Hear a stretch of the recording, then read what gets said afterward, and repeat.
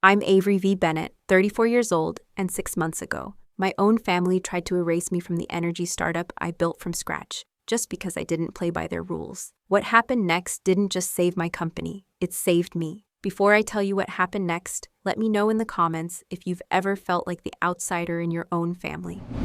And hit that like button if you believe women don't need permission to succeed. 3 days before Christmas, my mom called and told me not to come. Not in those words, of course. Ellen Bennett was far too polished for blunt instruments. Her voice, like always, was sugar-dipped with a soft condescension that made rejection feel like etiquette. "Sweetheart," she began, "this year's gathering will be a bit curated. Curated, like a Pinterest board. Like I was a mismatched throw pillow. I was still in my coveralls, hands greasy from replacing a circuit breaker out by the maintenance shed. The wind was howling through the mesas outside, and I had my phone wedged between my shoulder and cheek, while tightening a bolt with my left hand. "What do you mean by curated?" I asked, already knowing the answer. She hesitated, just long enough for the knot in my chest to tighten. "Well," she said slowly, "Noah is bringing his girlfriend home, Sierra. She's a designer from Boston, her family. They're a little more traditional, she's very refined. It's her first Christmas with us, and Noah wants everything to go smoothly." I stopped what I was doing. The bolt clanked to the floor. "She's a little nervous about first impressions," Mom continued. "You understand, right? Understand." Another weapon she cloaked in softness. That word was her scalpel. That was it. That was all I needed to hear. I knew that tone. I'd been hearing it since I was 10. Not angry, not cruel, just erasure dressed up as concern. I didn't argue. Didn't tell her I'd already booked my flight from Albuquerque. That I'd been saving for 3 months, juggling shifts to get time off. That I'd handmade a ceramic serving tray for her, cobalt glaze, speckled finish, her favorite. Instead, I said the only thing she would accept. "I understand." There was relief on the other end. She exhaled like I'd done her a favor, like I was the one who made things easier. I ended the call before she could decorate it with more niceties. Didn't throw the phone, didn't curse, just stood there in the utility room of the solar plant, still holding the wrench, surrounded by humming transformers and dust that never quite leaves your lungs. Funny thing is, I already knew I wasn't really part of their story. I was the footnote, the blurry background extra. But hearing it so clearly, being told that my life, my presence, was aesthetically inconvenient, that hit like a crowbar to the sternum. They didn't want me cluttering the photos, sitting at the table with calloused hands and a flannel shirt. They didn't want me reminding them that their daughter didn't marry, didn't move to the city, didn't become a lawyer or a news anchor or whatever they pictured back when they still thought I was salvageable. They wanted clean lines, Christmas lights twinkling in harmony, matching sweaters, holiday brunch, and champagne toasts. They wanted curated, and I didn't match the decor.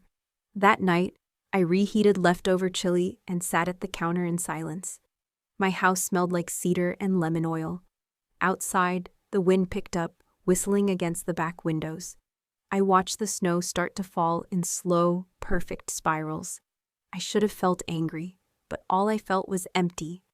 Like someone had set my place at the table on fire, and all I could do was watch the smoke rise. I grew up in northern Colorado, on the edge of Fort Collins, where neighborhoods were named after birds, and each home had at least 2 kinds of granite countertops. Our street, Blue Heron Lane, curled around a man-made pond that froze clean every winter. The kind of place where families put wreaths on garage lights and kept their dogs leashed, not because of rules, but because no one ever broke them. Ours was a 2-story colonial, white shutters, trimmed hedges, and a porch that my mother insisted be swept every Saturday morning, even in the snow. To the neighbors, we were the Bennetts, orderly, pleasant, dependable. The kind of family that sent out matching flannel Christmas cards and brought bundt cake to HOA meetings.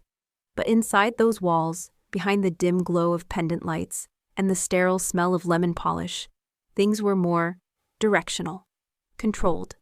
My father, Frank Bennett, didn't raise children. He managed outcomes.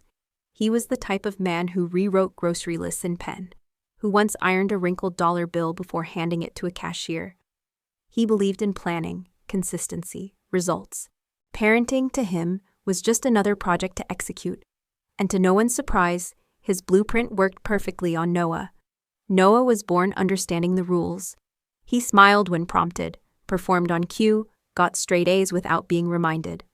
By middle school, he was already playing violin at the city holiday concert, anchoring his soccer team, collecting leadership awards from teachers who adored how well he mimicked adulthood.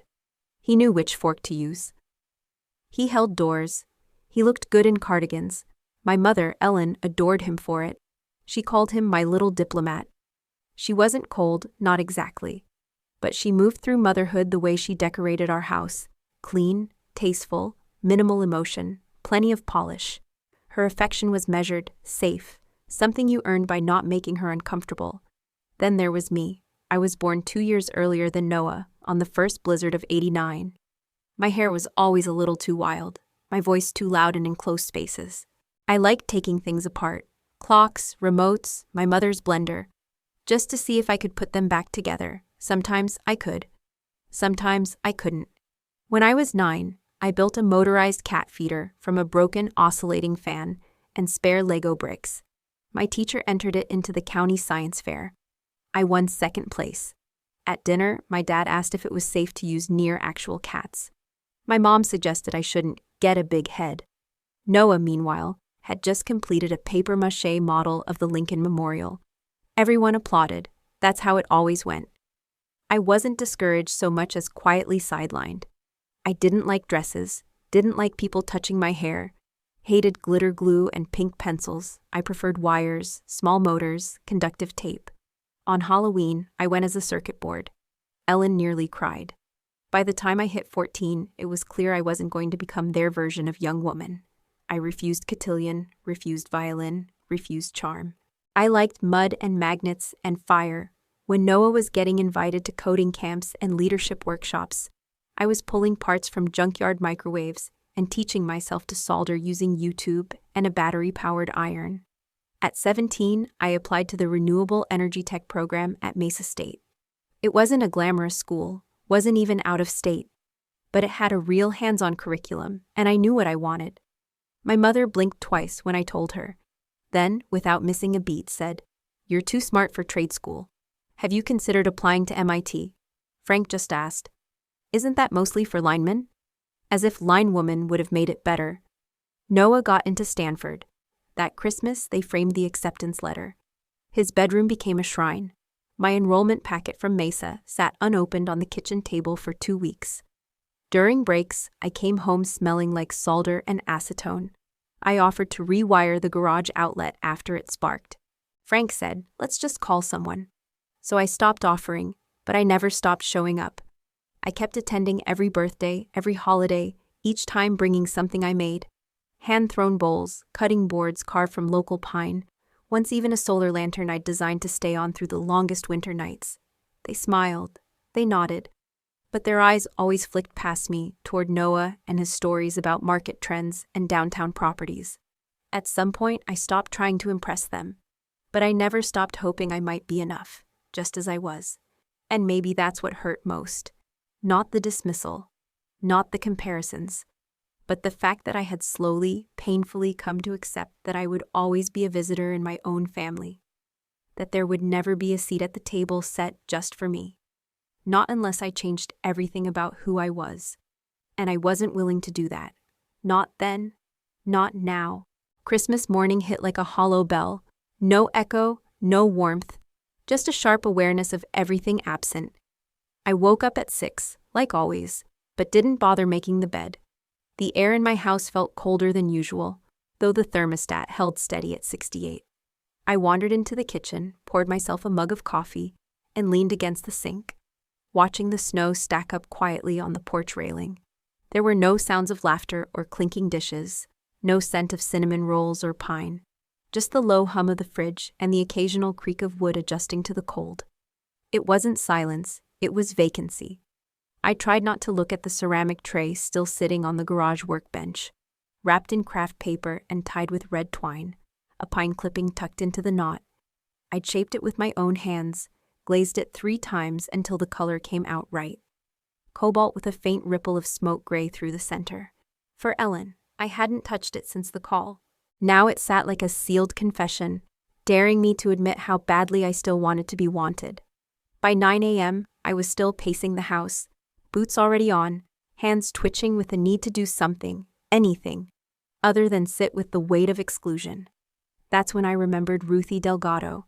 She lived 6 blocks away in a mustard-colored single-story that hadn't been repainted since the Clinton administration. I'd helped her last spring when her porch lights started flickering and traced it back to a corroded circuit in the crawl space. She'd thanked me with banana bread and a crocheted pot holder I still used. 2 nights ago, she'd left a voicemail about her garage door sticking again. I hadn't called her back, too tired, too distracted. But now it felt like an excuse to breathe. The streets were empty when I pulled up outside her house, the kind of stillness that only happens on holidays. Not just quiet, but paused. Her old Toyota sat half covered in snow, windshield wipers up like little white flags. I knocked once, then again, rubbing my gloved hands together against the wind slicing through my jacket cuffs. After a few moments, the door creaked open. Ruthie appeared in a thick flannel robe, her gray hair pulled into a loose bun, slippers peeking out beneath plaid pajama pants. Her face lit up the second she saw me, the kind of smile people save for someone who surprises them in the right way. "Well, look at you," she said. "Out saving the world on Christmas." I shrugged, my voice stiff. "Figured I'd check on that garage opener. You mentioned it was stuck again." She tilted her head slightly, like she could read the whole story behind my eyes but chose not to. "Coffee's hot, banana bread's fresh. Don't argue." She stepped aside and let me in without another word. The garage opener was exactly what I expected. Frozen gear track, brittle motor housing, low battery in the remote. Nothing urgent, but enough to distract me. I moved with purpose, fixing what I could, cleaning out dust, swapping the battery with one from my bag. Ruthie sat in the folding chair near the laundry sink, talking while I worked. Stories about her late husband, Al. How he used to carve turkeys with a pocket knife. How he'd hum Bing Crosby out of tune every December until she threatened to hide the record player. After I finished the repair, I found myself lingering. I tightened the cabinet door under her sink, adjusted a drafty window in the hallway, changed out the batteries in her smoke detector, and patched a frayed wire behind her fridge with a little electrical tape. I didn't say much, and neither did she, not really. Her voice filled the space just enough to keep it from collapsing in on itself. She told me about her kids, both out of state, both too busy this year, though she insisted they meant well. She mentioned the Christmas card her daughter sent with a Starbucks gift card and no return address. I asked if she'd eaten yet. She shook her head. Didn't feel like cooking for one. I glanced at her kitchen table, 2 mismatched placemats, a bowl of clementines, an unopened box of stuffing. Everything about the house felt paused, like she'd been waiting for a reason to press play. I asked if she'd like me to stay a while. She blinked once, then nodded like I'd offered her something she didn't realize she needed. So I did. We heated up soup from her freezer, sat across from each other, and split the banana bread with our hands because neither of us felt like washing more dishes. We didn't toast, we didn't pray, we just ate, slowly, like people who'd spent too many holidays pretending. Before I left, Ruthie wrapped up a slice of homemade pumpkin pie in foil and handed it to me with both hands, like a transfer of something sacred. "In case you forget," she said. "Forget what?" I asked, caught off guard. She smiled, soft but steady. "How good home can still taste." The words landed heavier than I expected. I tucked the pie into my coat like a secret I wasn't ready to examine and stepped back into the freezing quiet of the afternoon. On the drive home, I passed by Blue Heron Lane. I didn't mean to, but my truck seemed to drift that way, like muscle memory. Their house, my old house, was aglow with warm lights. Through the frost-lined window, I caught flashes of silhouettes. Noah, Ellen, maybe Sierra. Glasses clinking, someone laughing. I didn't slow down, didn't reach for my phone, just kept driving. Back at home, I lit a fire in the stove and curled into the chair by the front window, the one with the scratch on the armrest I never bothered to sand out. The house was still and a little too cold, but I didn't mind. I peeled back the foil on Ruthie's pie and took a bite. Warm from my coat, crust a little burnt on one edge, filling spiced with clove and something vaguely floral. It wasn't the pie I grew up eating, But it was real, and that mattered more. For the first time all day, I felt full. Not just in my stomach, in my chest. Like someone had opened a door I didn't even know I needed, and left it unlocked. When people hear I'm a maintenance engineer at a solar farm in the middle of New Mexico, they assume things. That I live paycheck to paycheck. That I rent some dusty studio with flickering lights and eat beans out of cans. That I chose this life because I had no better options. But the truth is, I didn't fall into this. I built it. Every inch, every screw, every cent. It started when I was 21, fresh out of the program at Mesa State, standing in steel-toed boots with a busted laptop and 2 pairs of jeans to my name. I landed my first job as a field tech at a half-dead solar outfit south of Taos. It paid crap, had 0 benefits, and the trailer they gave me for on-site housing had a hole in the floor under the sink. But I took it. Worked double shifts. Spent nights studying grid integration manuals by flashlight when the power cut out. I kept a binder with notes on battery storage ratios, controller voltages, panel angles, all handwritten, color-coded. No one was watching, no one was impressed. But I was building something, quietly. The first year, I saved every extra cent. I didn't buy new boots when mine cracked at the heel. I patched them with duct tape and kept working. I didn't take weekends off. I took side jobs, rewiring barns, installing heaters, fixing old irrigation timers on ranches in the valley. And when I could scrape together $700, I opened a brokerage account. No fanfare. No one even knew. But that was the moment it shifted. When I started buying pieces of the world that used to ignore me. I didn't gamble. I studied. Books, blogs, late-night finance podcasts while I cleaned my tools. I stuck with boring things. Index funds, dividend stocks, solar and wind suppliers I'd worked with. I'd seen their parts, their people. I knew what they were made of. Every paycheck, I put something away. Even if it was just $20, especially when it was just $20. Because no one ever told me how powerful those little numbers become when they're consistent. And when they're stubborn, like me. At 27, I bought a house. 2-bed, 1-bath, ugly as hell. Rust-stained siding, plumbing that screamed when you flushed. A roof so warped it looked like it was sighing. The bank laughed at me. My parents asked why I didn't wait until I could afford something better. But I wasn't buying for show. I was buying for control, for silence, for space that was mine. I rebuilt it from the inside out, rewired every socket, tore out drywall, resealed windows. I laid floors with my own hands and ran conduit through the attic on 90-degree days, when the insulation burned my arms. Every dollar I didn't pay to a contractor, I put back into my portfolio. I didn't need granite counters. I needed equity, power, choice. I never talked about the money, not because I was ashamed, but because I knew what would happen if I did. The story would stop being about the work and start being about the numbers. The same people who rolled their eyes when I talked about solar inverter specs would suddenly want tips on getting started. And the ones who never visited my house would act like they'd always believed in me, like they knew. As of last month, my investment accounts passed $1.3 million. I'm not flashy. I still drive my old Ford with the dent in the passenger door. I still sharpen my own mower blades. I still wear the same thermal jacket I bought 5 years ago, patches and all. But I sleep well. I choose who I work with. And I don't owe anyone an explanation for how I got here. Sometimes I wonder if I kept it quiet out of self-protection or out of pride. But the truth is, if they couldn't respect me when I was just Avery, the girl with grease under her nails and no degree from an Ivy, then they don't deserve to know what I've built now. Not unless they ask. Not unless they're willing to see the whole picture. The cuts on my hands, the nights I didn't eat, the winters I showered in freezing water because the furnace was down and I couldn't afford a plumber. Let them think I'm the one who stayed small, the one who missed out. Let them whisper that I never quite grew up. I know better. I know what it takes to build something from nothing. I've done it. Twice. With my hands, with my mind. With no applause, no shortcuts, no help. People see me and think maintenance worker. And they're right. I maintain, I sustain.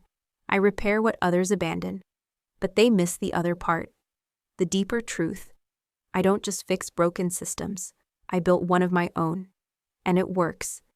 5 days after Christmas, I was under the frame of an old ground mount solar array, elbow deep in freezing dirt, trying to replace a blown disconnect switch without losing feeling in my fingers.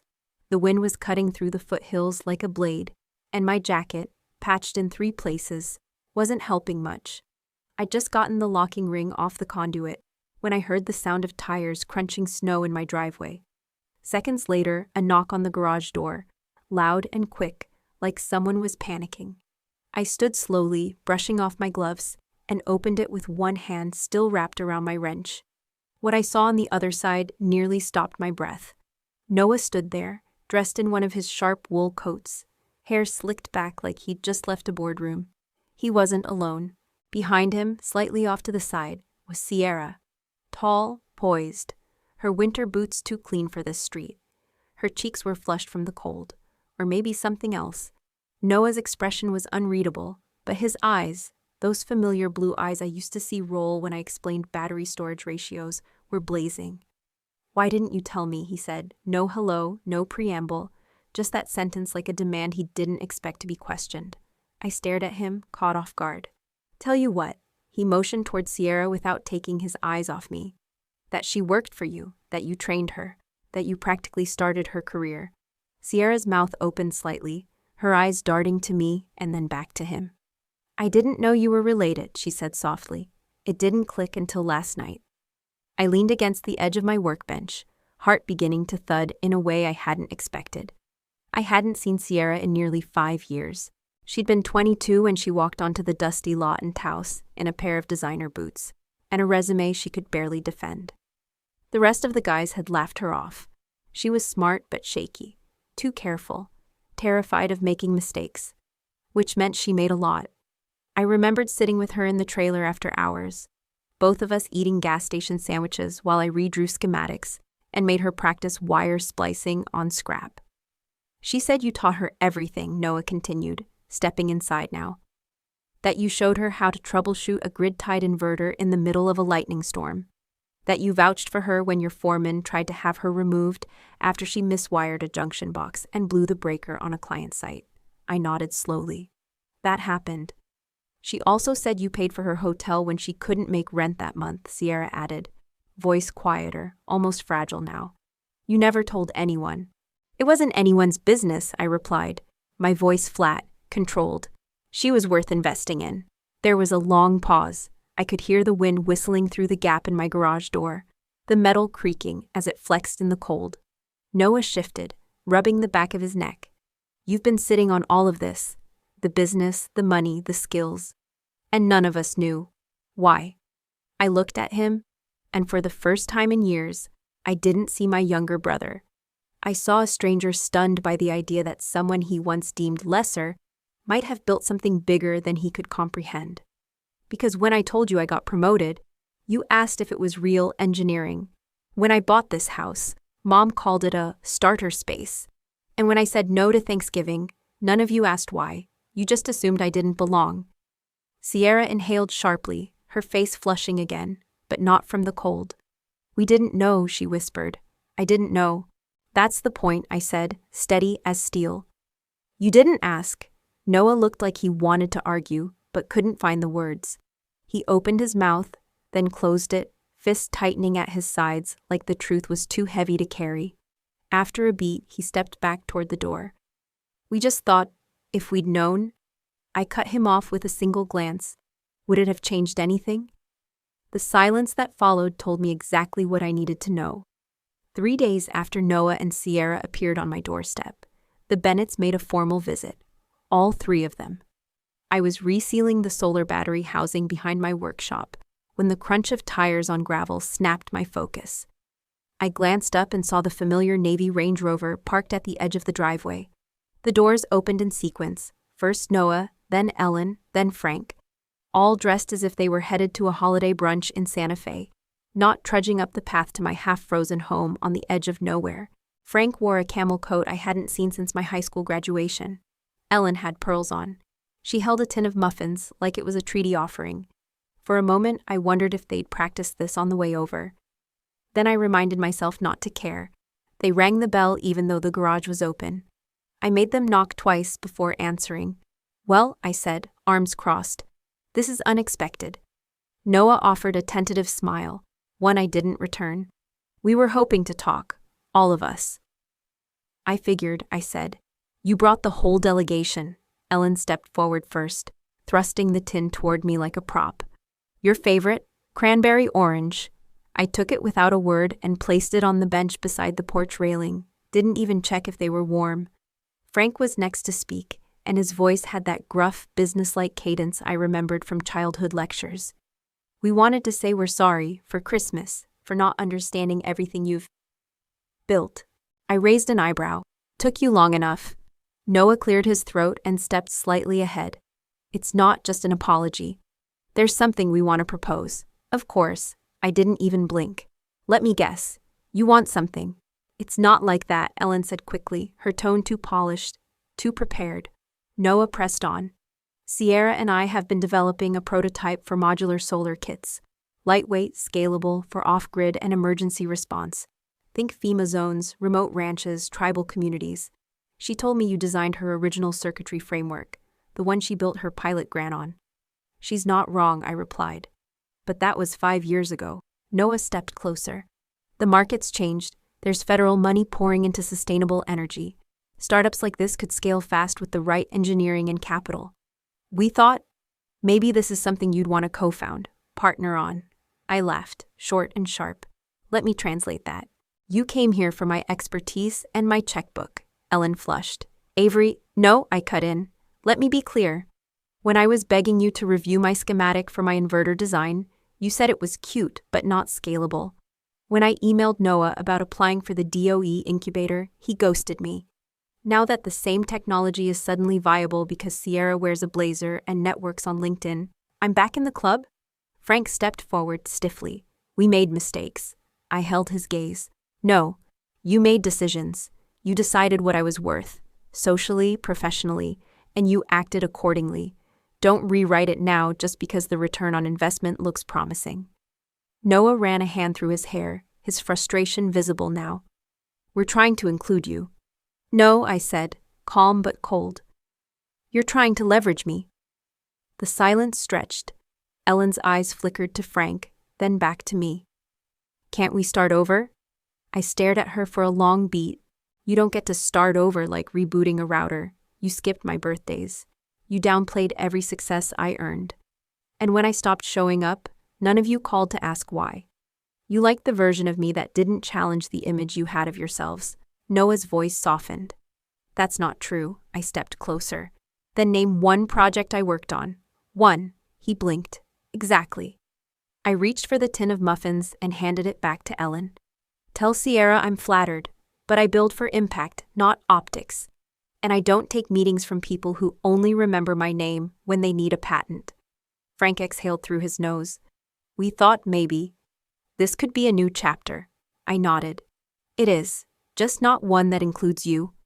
Then I turned, walked back into my house, and locked the door behind me, not out of anger, but clarity. For the first time in my life, I wasn't begging to be seen. I was choosing not to be used. The silence after that door closed was louder than their footsteps retreating down the gravel. I stood in my kitchen, hands braced on the counter, watching their SUV reverse down the hill like nothing had happened. Like they hadn't just tried to sell me back into a family I had already outgrown. But somewhere under the sharp, surgical calm I'd built, something flickered. Not guilt, not regret, just clarity. The kind that comes when you finally realize you've spent your whole life making excuses for people who wouldn't flinch to erase you for convenience. That night, I couldn't sleep. Not out of anger, I'd already grieved that, but because something kept circling in my head. Not Sierra's pitch, not Noah's apologetic tone. It was a memory, a box, my father's storage unit. Back when I was 19, he'd made me help him pack up his old firm's records. I remembered how he panicked when I opened a manila envelope stamped Prototype, AVB. My initials. He yanked it from my hands like I'd touched fire. Outdated, he'd said. Irrelevant. I hadn't thought about it in years, but now that word sat in my mind like a lit fuse. Prototype.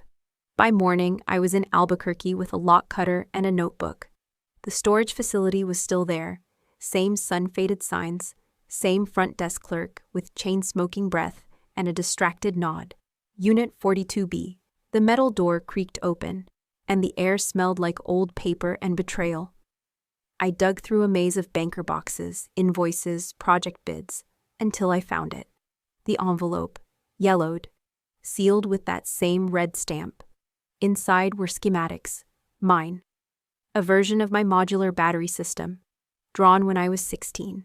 Scribbled notes in my own handwriting, and stapled to the back, a typed proposal with Frank's name as the lead inventor. For a full 60 seconds, I couldn't move.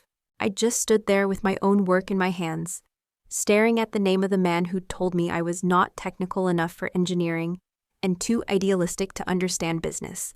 He'd filed for patent review, using my design, and the only reason it hadn't gone through was because his company shut down before final submission. I drove home with the envelope on the passenger seat like a ghost.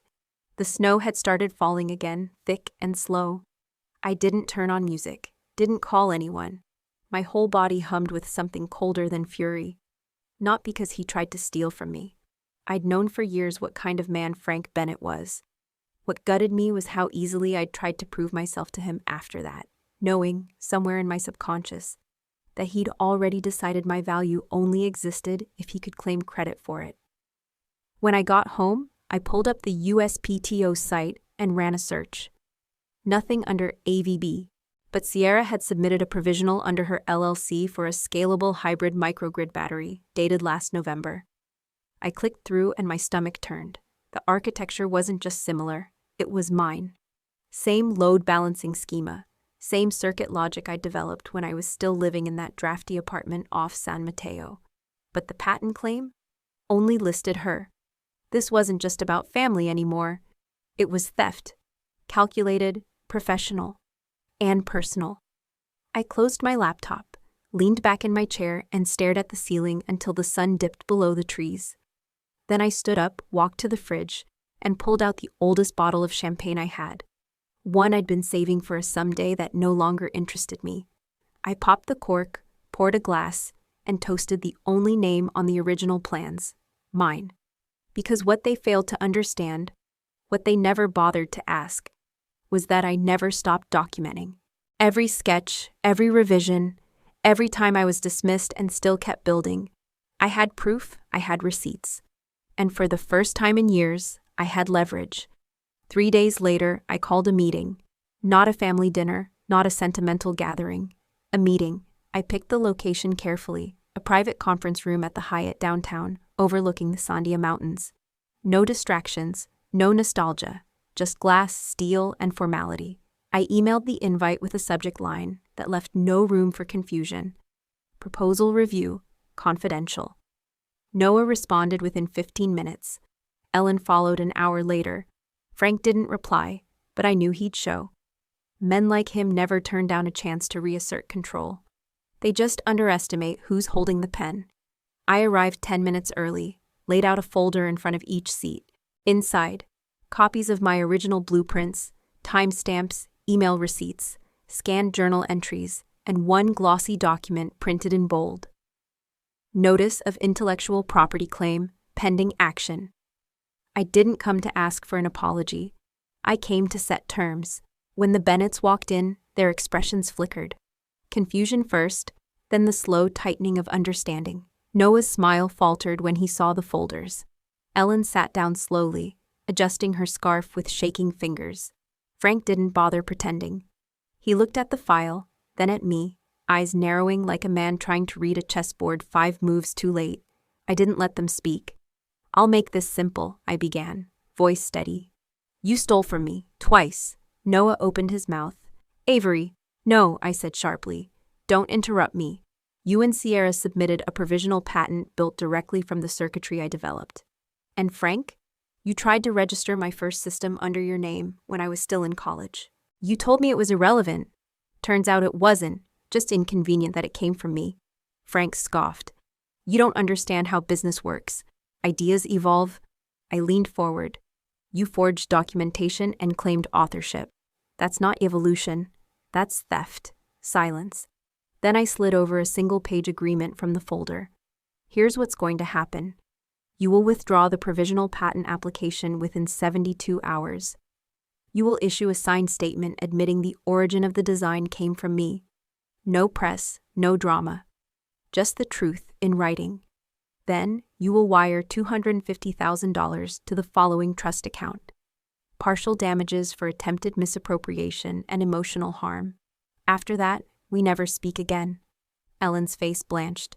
250, Avery. We don't have that kind of liquidity. I met her eyes, unblinking. Then sell the lake house, or ask Sierra. Noah looked like he'd been punched. You don't have to do this. But I do, I said, voice cool. Because I won't spend another decade watching my work win awards in someone else's name. I won't be your technical mule while you polish your image on panels and pitch decks. And I won't pretend this family dynamic is salvageable. It's not. This is a settlement, nothing more. Frank leaned back, arms crossed. And if we don't sign? I smiled, calm as ice. Then I file a federal claim and notify your investors. I publish every timestamp, every email. I've already spoken to 2 IP lawyers. This isn't a threat, Frank. It's logistics.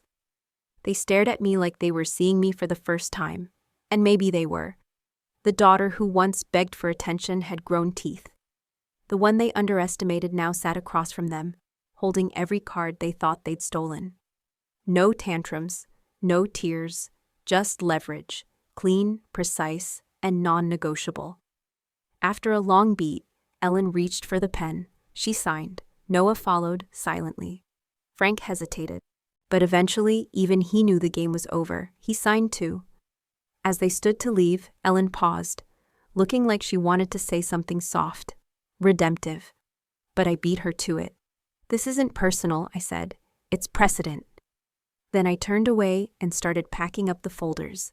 They left one by one, the door closing behind them with the same finality I'd once wished for in whispered prayers. Except this time. It wasn't a wish. It was a decision. Mine. I didn't feel triumphant. I didn't cry or scream or sink into the kind of relief you'd expect after decades of quiet wars. I walked out of that Hyatt with my briefcase in one hand and a black coffee in the other, like it was any other Tuesday. Albuquerque was colder than usual, crisp wind scraping the edges of my blazer as I crossed the parking lot. But inside me, something had shifted, not like a fire being put out, but like a wire finally being clipped. The tension that had hummed beneath my ribs for half my life had gone quiet. Not healed, but quiet. That evening, I sat on the deck of my home, staring out over the pines as dusk poured like ink over the hills. For the first time in a long time, I didn't have to prove anything to anyone. I didn't owe anyone an explanation, a justification, or a seat at my table. I was done trying to win back love that was never real, trying to fix a family that saw me as an accessory to their ambition. Somewhere between those silent dinners and stolen blueprints, I had learned the difference between being loved and being useful. And now, at last, I chose neither. I chose distance, boundaries, a life shaped by my own terms. A few days later, I got a package in the mail. No return address. Inside was a small velvet pouch and a note in Sierra's handwriting. You earned this. I didn't. I opened it to find a diamond pendant. The one Ellen wore every holiday, every wedding, every carefully curated family photo. For a second, I just stared at it.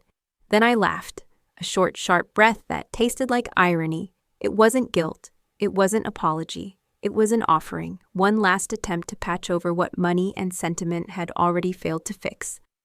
I placed it in a drawer and never looked at it again. But what stayed with me wasn't the pendant. It was something Noah said the night before the meeting. He'd come to my house unannounced, hoping to talk. I let him speak. He stood on my porch, shoulders hunched against the cold, and said, I didn't know how to defend you without losing them too. He looked smaller than I remembered, not weaker, just more human. And even though I didn't forgive him, I understood him. Sometimes the cost of loyalty is truth, and not everyone is brave enough to pay it. I wasn't angry anymore, not with him, not even with Ellen. Anger had been replaced by something sharper and cleaner, clarity. I wasn't the problem child. I wasn't broken or bitter or cold. I had simply been placed in a family that measured love and compliance and valued daughters only when they could be branded as palatable. I grew up in the margins, building things from scraps, soldering value into wire and copper because I couldn't find it in their eyes. And now I didn't need their gaze at all. I had my own blueprint, my own name on the design. A week later, I updated my patent filing, filed under Avery Bennett, just my initials, just my claim. I submitted it electronically, alone in my office with the soft hum of servers in the background and the sun bleeding through the frosted glass. I didn't tell anyone, no post, no celebration. I just hit submit. Then I leaned back in my chair and let the silence settle in like peace. It wasn't loud, it wasn't cinematic, it just was. This was never about revenge, it was about restoration, about giving myself what no one else ever had, the permission to be whole, to be seen, without apology. And in the quiet that followed, I realized something I never expected. I didn't want their forgiveness. I didn't even need it. What I needed, I had already built, with my own hands, my own code, my own spine. What was never given, I'd finally claimed. 6 months later, I stood on a panel at the Southwest Clean Energy Conference in Santa Fe. Not as someone's assistant. Not as a supporting engineer or internal contributor. My name was on the screen, Avery V. Bennett, founder and lead architect, Grid Bloom Technologies. The ballroom was packed, rows of chairs filled with venture capitalists, climate researchers, university students, and 2 young girls sitting cross-legged on the floor by their teachers' heels. I saw myself in them, quiet, wide-eyed, waiting to believe that someone like them could own a room like this. So I started with the truth. I told them how I built my first microgrid prototype in a garage, soldering wires with hands that shook more from rejection than caffeine.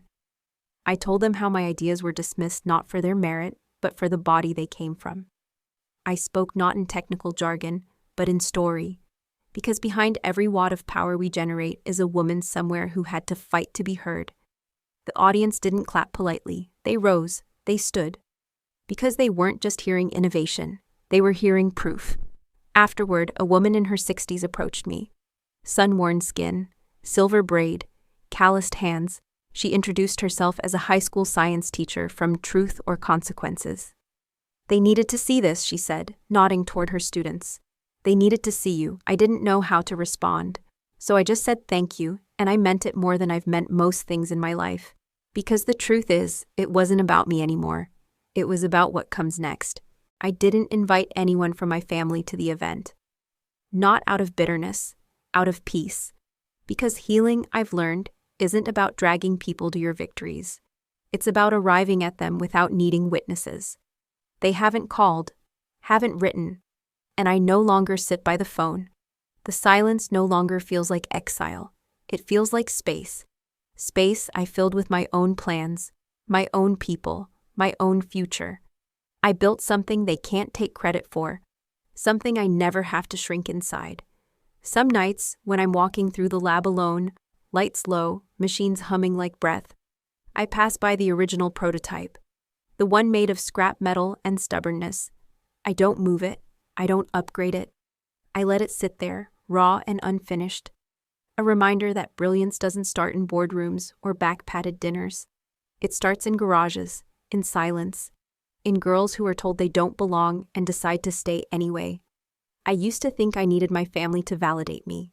Now I know legacy isn't inherited. It's built, brick by brick, wire by wire. And this blueprint, it's mine.